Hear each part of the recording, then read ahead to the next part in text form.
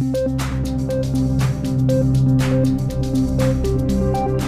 number of bills relating to Mauna Kea have been introduced this year at the state legislature.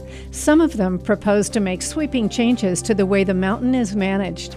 We recently asked two individuals familiar with Mauna Kea, astronomer Thane Curry and Mauna Kea Anainaho member Kealoha Pisciota, about their thoughts on the House Bill 1565, which would establish science and technology research subzones on places such as Mauna Kea, and would create an approval process for future research facilities that incorporates alternative dispute resolution principles. That bill is set for a hearing on February 7th.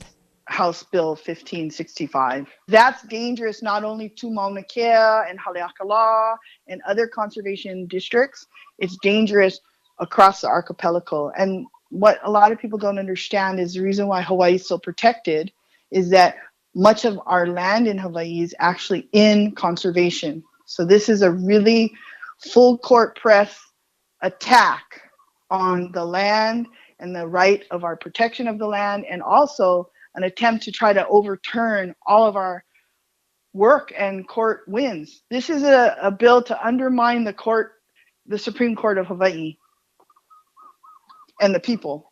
And it's really bad, and that's the other one that we're very strongly going to oppose.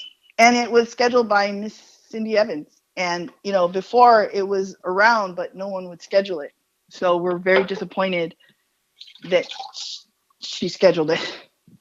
But I think this is a reaction by the movers and shakers and the power brokers, alleged power brokers in Hawaii, to push back against,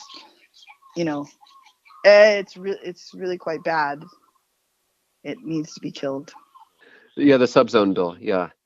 I understand the intent. I think the intent is admirable.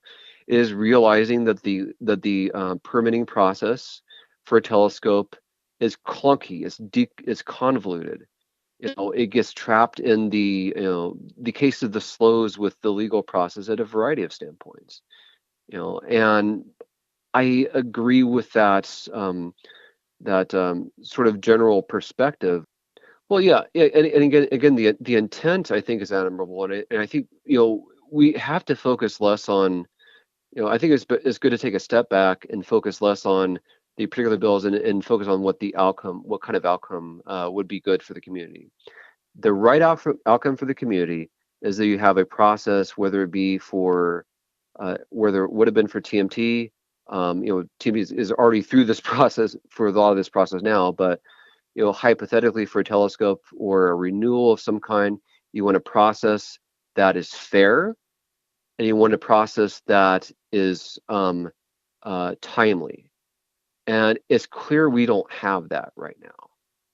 And so I understand that sort of general insight.